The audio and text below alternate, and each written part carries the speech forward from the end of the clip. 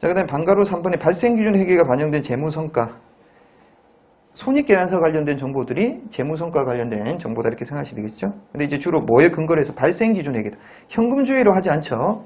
발생주의를 기반으로 해서 손익계산서 작성을 하는 것이다. 네. 그러면 왜 우리가 현금주의를 하지 않고 발생주의를 하느냐? 네, 현금주의를 통한, 그다음에 발생주의를 통한,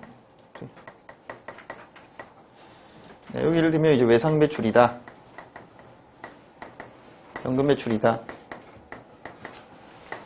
외상 매출에 해당되는 것이 예를 들면 여기 이제 100억이다. 그 다음에 현금 매출에 해당되는 것이 1억이다. 네.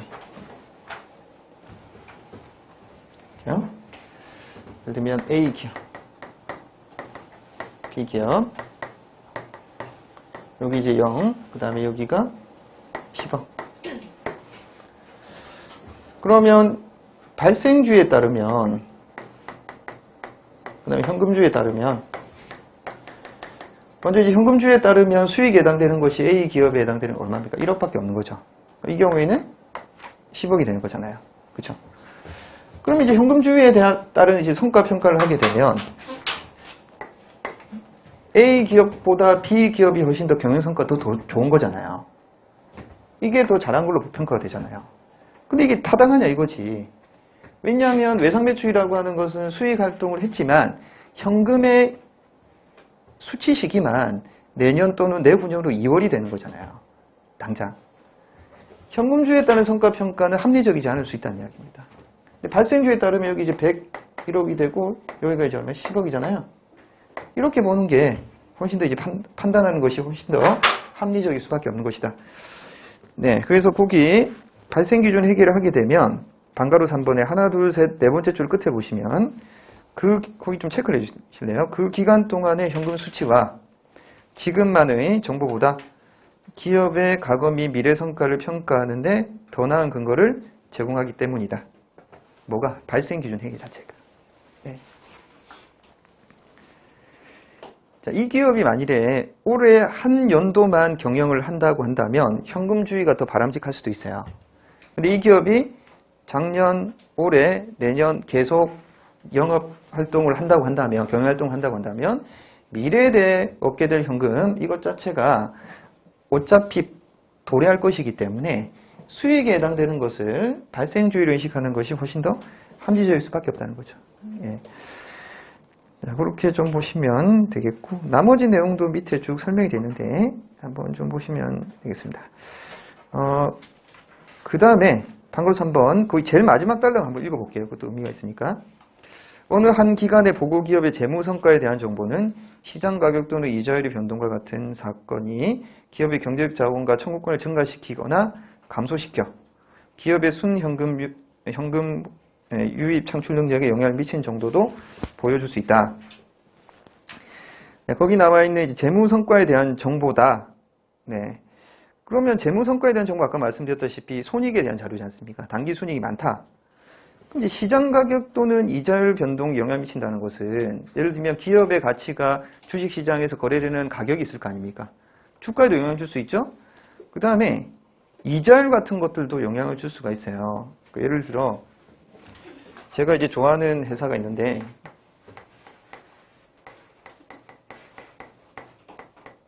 네, 한국 야쿠르트라고. 여기가 진짜 알짜배기 회사란 말이야. 네. 돈만 있으면 투자하고 싶은데 투자를 할 수가 없어요. 여기는 적자가 난 적이 거의 없어요. 적자가 난 적이 없어.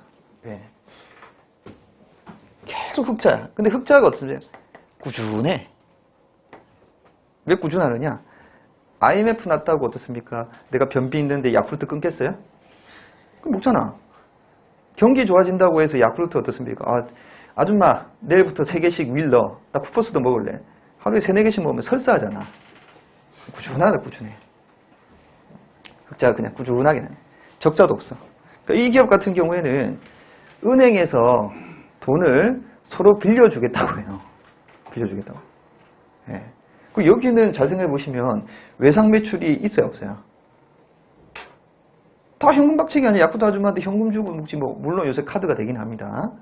그러니까 이런 회사는 신용 등급이 어떻겠어요? 엄청나게 좋단 말이야. 이익도 많이 나고. 그러니까 여기서 이제 돈을 많이 은행에서 빌린다. 이자율이 어떻겠어요? 최하야, 최하. 엄청나게. 예, 날 수밖에 없어요. 그러니까 손익에 해당되는 자료들이, 이익에 해당되는 자료들이 그 기업의 뭐 대출 이자율이라든지 이런 거를 영향을 줄 수가 있다. 이렇게 생각을 좀 하시면 되겠습니다. 예, 의미가 있습니다. 그런 것들도. 특히 이제 은행들 같은 경우에 그 기업의 재무 상태 손익, 재무제표 요구를 하거든요.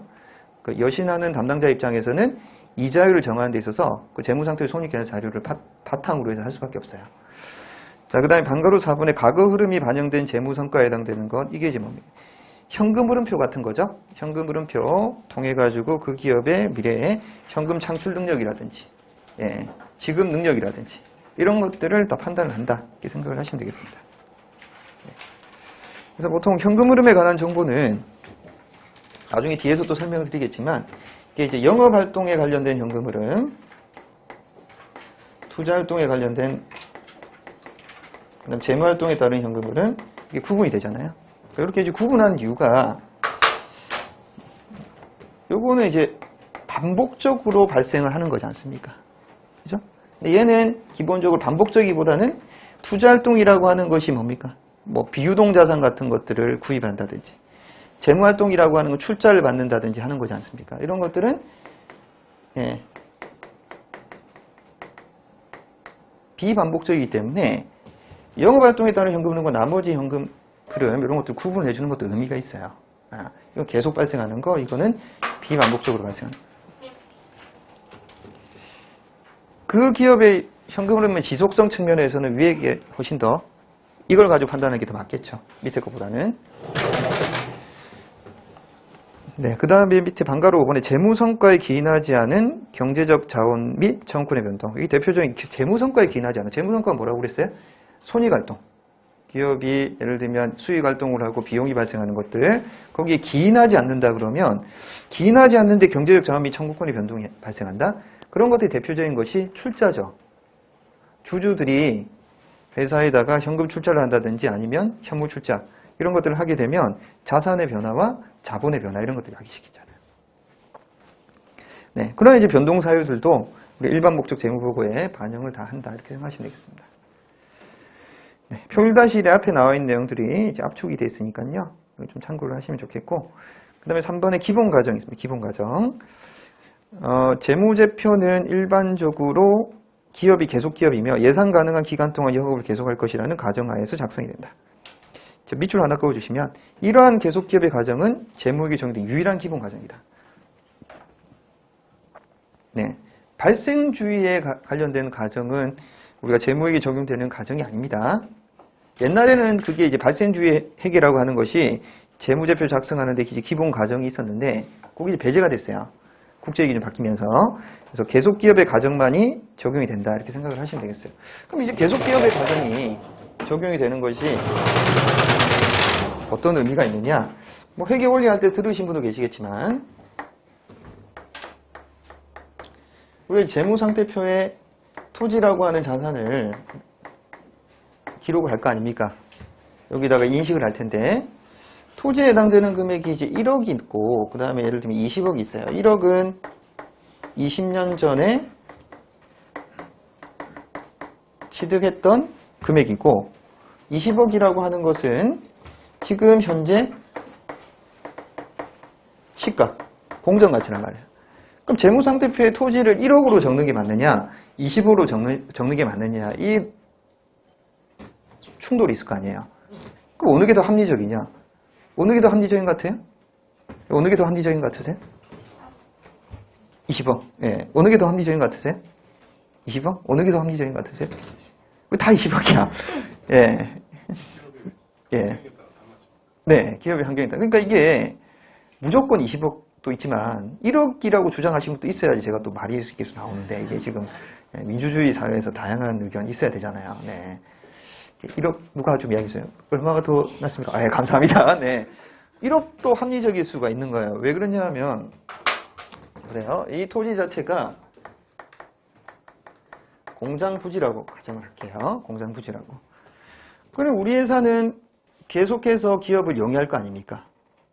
그러면 이 토지를 가까운 시일 내에 팔 가능성이 있어요, 없어요? 없잖아요. 회사 계속 영업활동을 하고 경영활동을 해야 되니까 안 팔 거야. 안 팔 건데 20억이라고 하는 지금 현재의 시가라고 하는 것은 지금 당장 판다고 한다면 이게 의미가 있는 숫자지만 계속해서 보유하고 우리가 팔 생각이 없다고 한다면 20억이라는 숫자는 의미가 없어요. 왜 그러냐면 시가라고 하는 건 또 내년에 바뀔 거니까. 물론 이게 오를 수도 있지만 20억이라는 숫자는 떨어질 수도 있습니다. 왜? 우리 회사 옆에 뭐가? 방사능 폐기장이 건설이 된다든지 사드가 배치된다든지 이러면 어떻게 가격이 쭉 떨어지는 거야. 사실상 변동 가능성이 매우 큰 거예요.